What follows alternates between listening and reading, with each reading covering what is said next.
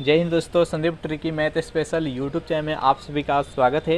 Bihar police मद निषेध 2022-23 जिसमें टोटल पोस्ट है 689 और इसके लिए प्रैक्टिस सेट नंबर 103 है। प्रैक्टिस सेट नंबर 1 से लेकर 102 तक नहीं देखे होंगे तो इसके लिए प्लेलिस्ट बना दिया, वहाँ से आकर आप एक एक करके सारा वीडियो देख सकते हैं। वीडियो स्टार्ट करते हैं और चलते हैं हम प्रश्न की तरफ। देखिए, इस प्रैक्टिस सेट में टोटल हम 40 प्रश्न देखने वाले हैं, तो आपको अंत में कमेंट करके बताना है कि इन 40 प्रश्नों में से आप कितने का सही जवाब दे पाए हैं। तो पहला नवा प्रश्न है आपके सामने कि अकबर द्वारा फतेहपुर सीकरी की स्थापना किस वर्ष की गई। 4 ऑप्शन है आपके सामने। पहला है 1575 ईस्वी में, बी है 1571, सी है 1579 और डी है 1582। बताइए इस चारों ऑप्शन में से इस प्रश्न का सही आंसर क्या है। जितने भी स्टूडेंट इस वीडियो को देख रहे हैं जल्दी से बताइए इस प्रश्न का राइट आंसर क्या है। तो जो भी कैंडिडेट ऑप्शन नंबर बी के साथ जा रहे हैं 1571 ईस्वी बिल्कुल सही जवाब है। सेकेंड नंबर प्रश्न देखते हैं। प्रश्न है कि दक्षिणी ध्रुव कितने डिग्री अक्षांश पर स्थित है। 90 डिग्री पर, बी है 180 डिग्री पर, सी है 66.1/2 डिग्री पर और डी है 23.1/2 डिग्री। बताइए दोनों प्रश्न का सही आंसर क्या है। तो दोनों प्रश्न का सही आंसर हो जाएगा ऑप्शन नंबर ए 90 डिग्री। चलिए नेक्स्ट क्वेश्चन देखते हैं। थर्ड नंबर प्रश्न है कि नेपोलियन बोनापार्ट किस देश का निवासी था। ऑप्शन नंबर ए है जर्मनी का, बी है इटली का, सी है फ्रांस का और डी है ब्रिटेन का। बताइए थर्ड नंबर प्रश्न का सही आंसर क्या है। नेपोलियन बोनापार्ट किस देश का निवासी था। तो जो भी कैंडिडेट ऑप्शन नंबर सी के साथ जा रहे हैं फ्रांस का बिल्कुल सही जवाब है। चलिए 4 नंबर प्रश्न है कि भारतीय राष्ट्रीय कांग्रेस की प्रथम महिला अध्यक्ष कौन थी। सरोजिनी नायडू, एनी बेसेंट, सी है अन्ना जॉर्ज और डी है अमृता कौर। यहाँ पर पूछा गया, यहाँ पर 2 टाइप से क्वेश्चन पूछता है। एक पूछता है कि भारत की पहला महिला कांग्रेस अध्यक्ष पूछता है और दूसरा पूछता है कि भारतीय प्रथम महिला अध्यक्ष। तो यहाँ पर पूछा है कि भारतीय राष्ट्रीय कांग्रेस की पहला महिला अध्यक्ष पूछा है। यहाँ पर किसी प्रकार का नहीं बॉन्ड नहीं लगाया है कि ये भारत की है या किसी और देश की है, बस पूछ दिया है कि महिला अध्यक्ष से। तो ऐसा प्रश्न पूछे तो इसका राइट आंसर है option number be Annie Besant. अगर पूछे कि प्रथम भारतीय महिला अध्यक्ष कांग्रेस की तो हो जाएगा सरोजिनी नायडू। चलिए नेक्स्ट क्वेश्चन है कि नागार्जुन सागर प्रोजेक्ट किस नदी पर स्थित है। गोदावरी नदी पर, गंगा नदी पर, नर्मदा नदी पर और डी है कृष्णा नदी पर। बताइए 5 नंबर प्रश्न का सही आंसर क्या है। नागार्जुन सागर प्रोजेक्ट किस नदी पर स्थित है। तो जो भी कैंडिडेट ऑप्शन नंबर डी के साथ जा रहे हैं कृष्णा नदी बिल्कुल सही जवाब है। सेशन आपको अच्छा लग रहा है तो वीडियो को लाइक कर दे, अपने दोस्तों के पास शेयर कर दे और इस चैनल से अगर पहली बार जुड़े होंगे तो चैनल को सब्सक्राइब करना नहीं भूलिएगा। चलिए 6 नंबर प्रश्न है कि भारत का पहला पायलट रहित यान का नाम क्या है। आकाश, अग्नि 1, सी है लक्ष्य और डी है लूना 9। बताइए 6 नंबर प्रश्न का सही आंसर क्या है। तो जो भी कैंडिडेट ऑप्शन नंबर सी के साथ जा रहे हैं लक्ष्य बिल्कुल सही जवाब है। चलिए 7वां प्रश्न देखते हैं। प्रश्न है कि सल्तनत काल के किस शासक ने सर्वप्रथम अस्थायी सेना रखने की व्यवस्था की थी। इल्तुतमिश ने, अलाउद्दीन खिलजी ने, मोहम्मद बिन तुगलक ने और फिरोज शाह तुगलक ने। बेहद इंपॉर्टेंट प्रश्न है। बताइए 7 नंबर प्रश्न का सही आंसर क्या है। इस प्रैक्टिस सेट में जितने भी प्रश्न कराए जाएंगे वो ऑथेंटिक और ऐसे प्रश्न आपके एग्ज़ाम में आने की चांस बहुत ही ज़्यादा रहने वाला है। तो हर एक प्रश्न इम्पोर्टेंट है आपके एग्ज़ाम के व्यू से। बताइए 7 नंबर प्रश्न का सही आंसर क्या है। तो जो भी कैंडिडेट ऑप्शन नंबर बी के साथ जा रहे हैं अलाउद्दीन खिलजी बिल्कुल सही जवाब है। चलिए 8 नंबर प्रश्न है कि अंतर्राष्ट्रीय श्रम संगठन ILO इंटरनेशनल लेबर ऑर्गेनाइजेशन का मुख्यालय कहाँ स्थित है। द हेग में, न्यूयॉर्क में, जिनेवा में और लंदन में। अगर इस प्रैक्टिस सेट का आपको PDF चाहिए तो उसके लिए टेलीग्राम ग्रुप बना रखे हैं, जिसका लिंक इसी वीडियो के नीचे डिस्क्रिप्शन में मिल जाएगा। ज्वाइन करके इसका PDF डाउनलोड कर सकते हैं। बताइए 8 प्रश्न का सही आंसर क्या है। तो जो भी कैंडिडेट ऑप्शन नंबर C के साथ जा रहे हैं, जेनेवा बिल्कुल सही जवाब है। चलिए 9 प्रश्न देखते हैं।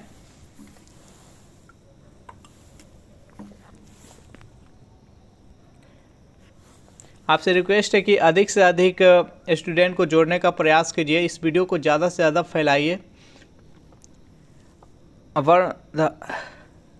वर्णांधता रोग किस प्रकार का रोग है।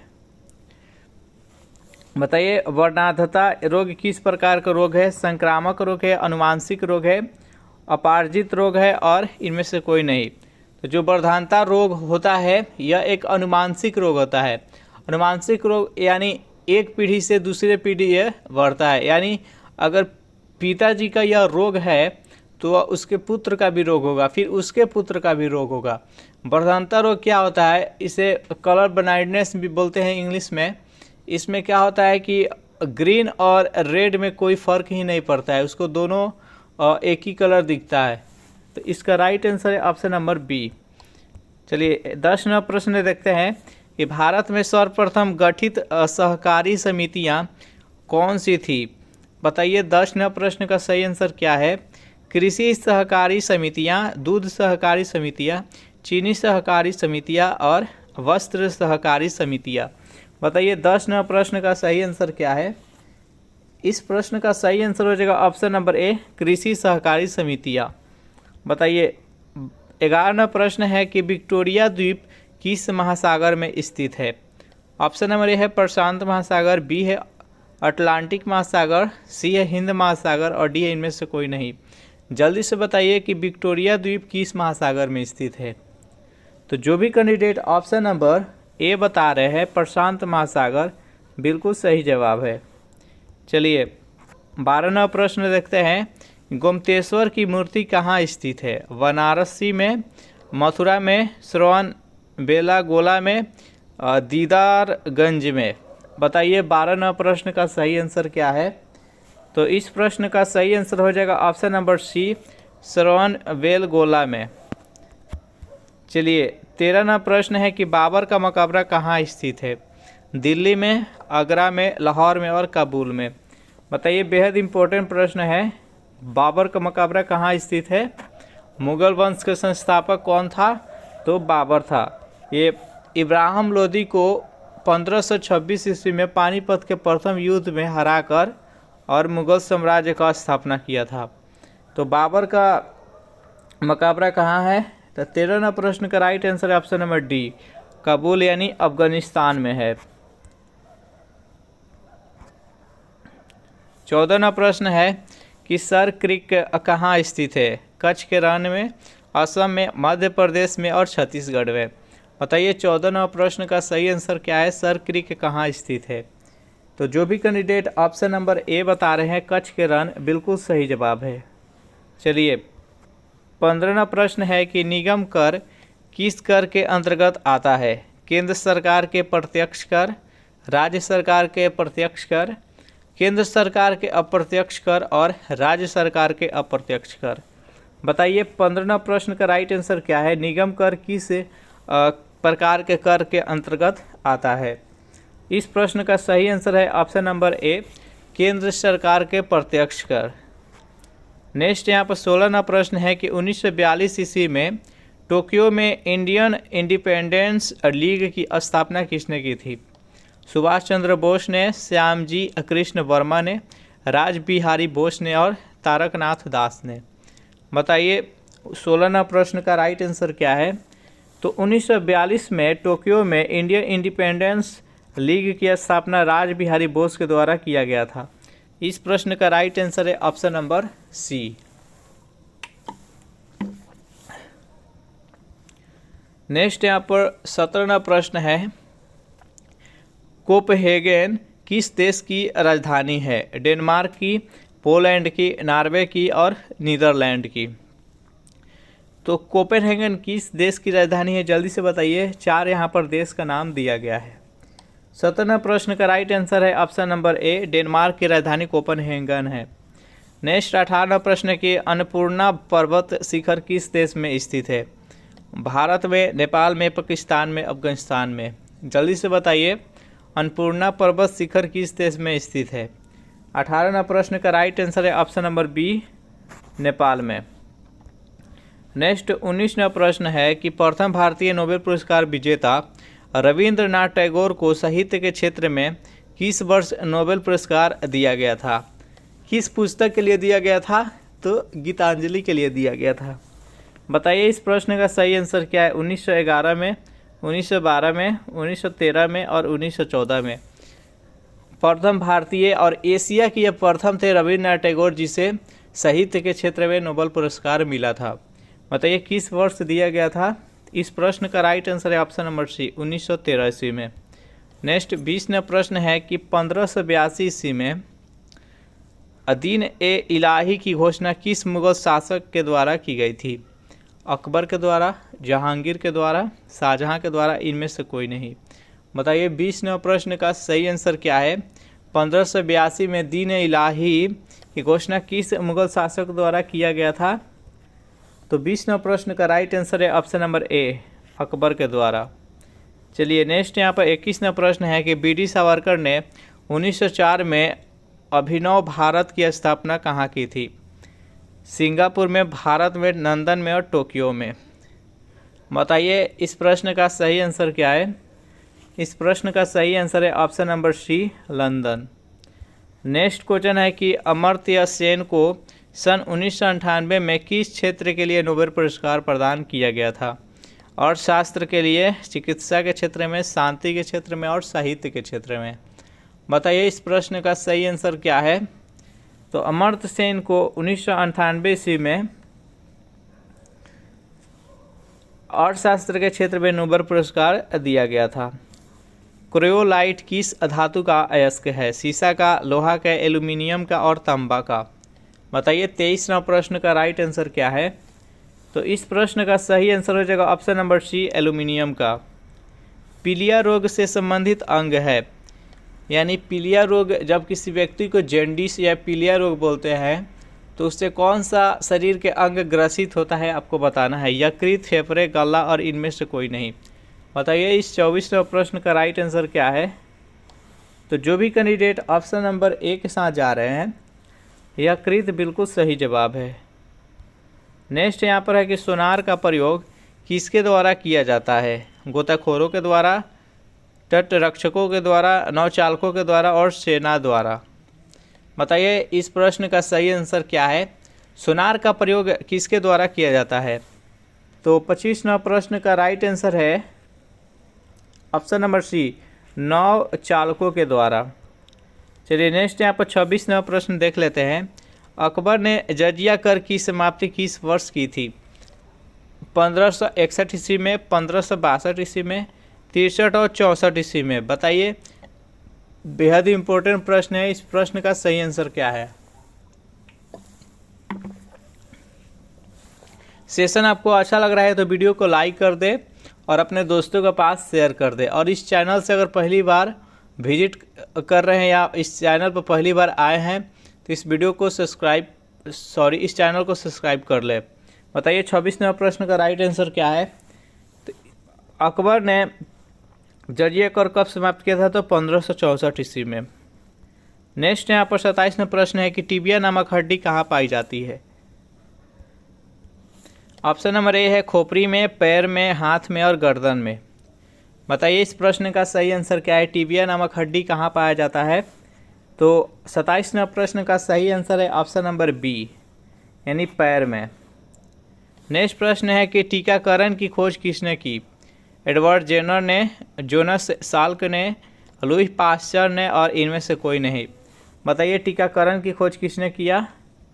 तो 28वां प्रश्न का जो भी कैंडिडेट ऑप्शन नंबर ए बता रहे हैं, एडवर्ड जेनर, बिल्कुल सही जवाब है।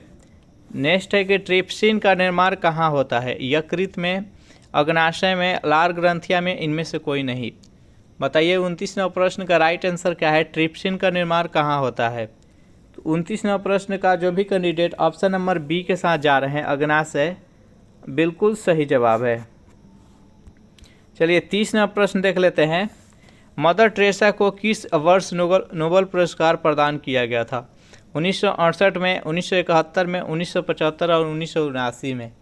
जल्दी से बताइए इस प्रश्न का सही आंसर क्या है। मदर टेरेसा को किस वर्ष नोबेल पुरस्कार प्रदान किया गया था? तो 30वां प्रश्न का राइट आंसर हो जाएगा ऑप्शन नंबर डी, 1979 ईस्वी में।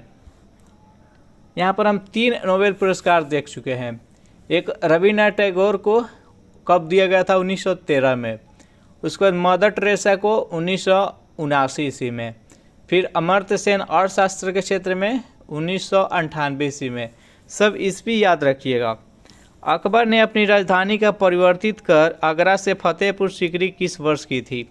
1564 में, 1571 में, 75 में और 79 में। बताइए इस प्रश्न का राइट आंसर क्या है। तो जो भी कैंडिडेट ऑप्शन नंबर बी बता रहे हैं 1571 ईस्वी बिल्कुल सही जवाब है। नेक्स्ट यहाँ पर 32वां प्रश्न है कि केपी नहर किन 2 राज्यों को जोड़ता है? जल्दी से बताइए 32वां प्रश्न का राइट आंसर क्या है। केपी नहर किन 2 राज्यों को जोड़ता है? तो जो भी कैंडिडेट ऑप्शन नंबर ए के साथ जा रहे हैं आंध्र प्रदेश तमिलनाडु बिल्कुल सही जवाब है। ये आंध्र प्रदेश और तमिलनाडु को जोड़ता है केपी नहर। नेक्स्ट यहाँ पर है 33वां प्रश्न है कि मजहर की घोषणा किस मुगल शासक ने की? बाबर ने, हुमायूं ने, अकबर ने और शाहजहां ने। जल्दी से बताइए 33वां प्रश्न का राइट आंसर क्या है। अगर इस प्रैक्टिस सेट का आपको पीडीएफ चाहिए तो उसके लिए टेलीग्राम ग्रुप बना रखे हैं जिसका लिंक इसी वीडियो के नीचे डिस्क्रिप्शन में मिल जाएगा। वहाँ ज्वाइन करके इसका पीडीएफ डाउनलोड कर सकते हैं। 33वां प्रश्न का राइट आंसर हो जाएगा ऑप्शन नंबर सी, अकबर। चलिए नेक्स्ट यहाँ पर 34वां प्रश्न है कि हरगोविंद खुराना को सन 1968 में किस क्षेत्र के लिए नोबेल पुरस्कार प्रदान किया गया था? यह भी एक भारतीय थे, हरगोविंद खुराना। सभी पोस्ट अपना तो बताइए 34वां प्रश्न का राइट आंसर क्या है। तो जो भी कैंडिडेट ऑप्शन नंबर डी के साथ जा रहे हैं चिकित्सा शास्त्र, तो हरगोविंद खुराना को सन 1968 ईस्वी में चिकित्सा के क्षेत्र में नोबेल पुरस्कार दिया गया था। नेक्स्ट यहाँ पर 35वां प्रश्न है कि इबादत खाना की स्थापना अकबर के द्वारा कब की गई थी? 1562 ईस्वी में, 1563, 1564, 1575। बताइए इस 35वां प्रश्न का राइट आंसर क्या है।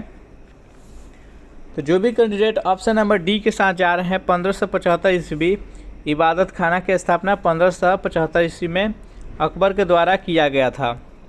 नेक्स्ट है कि यक्षगान लोक नृत्य का संबंध किस राज्य से है? कर्नाटक से, मध्य प्रदेश से, झारखंड से, इनमें से कोई नहीं। बताइए इस प्रश्न का सही आंसर क्या है। तो जो भी स्टूडेंट ऑप्शन नंबर ए के साथ जा रहे हैं कर्नाटक बिल्कुल सही जवाब है। यक्षगान नृत्य कहाँ पर है? तो ये कर्नाटक में प्रचलित है। नेक्स्ट यहाँ पर 37वां प्रश्न है कि भौतिक शास्त्र के क्षेत्र में चंद्रशेखर वेंकट रमन को किस वर्ष नोबेल पुरस्कार प्रदान किया गया? जल्दी से बताइए इस प्रश्न का सही आंसर क्या है। तो 37वां प्रश्न का राइट आंसर हो जाएगा ऑप्शन नंबर ए, 1930 ईस्वी में। नेक्स्ट है यहाँ पर कि तीर्थ यात्रा पर लगने वाले कर को किस मुगल शासक ने समाप्त कर दिया था? बाबर ने, हुमायूं ने, अकबर ने और जहांगीर ने। 38वां प्रश्न का राइट आंसर क्या है जल्दी से बताइए। इस प्रश्न का राइट आंसर हो जाएगा ऑप्शन नंबर सी, अकबर ने। अकबर ने दास प्रथा का अंत किस वर्ष किया? 1562 ईस्वी, 1563 ईस्वी, 1564 और 1565। बताइए 39वां प्रश्न का राइट आंसर क्या है। अकबर ने दास प्रथा को अंत कब किया? 39वां प्रश्न का राइट आंसर है ऑप्शन नंबर ए, 1562 ईस्वी। इस प्रैक्टिस सेट का लास्ट क्वेश्चन देख लेते हैं कि वेंकटरमन कृष्ण को 2009 का नोबेल पुरस्कार किस क्षेत्र में दिया गया था? बताइए वेंकटरमन कृष्ण को किस वर्ष दिया गया था? तो 2009 में किस क्षेत्र में दिया गया था? तो 40वें प्रश्न का right answer option number B, रसायन के क्षेत्र में। 30 प्रैक्टिस सेट में टोटल हम 40 प्रश्न देखे। 40 में आप कितने का सही जवाब दिए हैं आपको कमेंट करके बताना है। सेशन आपको कैसा लगा ज़रूर कमेंट करके बताइएगा। वीडियो आपको अच्छा लगा हो तो वीडियो को लाइक कर दें, अपने दोस्तों के पास शेयर करें। और अगर इस चैनल से पहली बार जुड़े होंगे तो चैनल को प्लीज़ सब्सक्राइब कर लीजिएगा। नेक्स्ट वीडियो सुबह 9 बजे आएगा, तो वो भी देखना नहीं भूलिएगा। तो thanks for watching this video, मिलते हैं नेक्स्ट वीडियो में।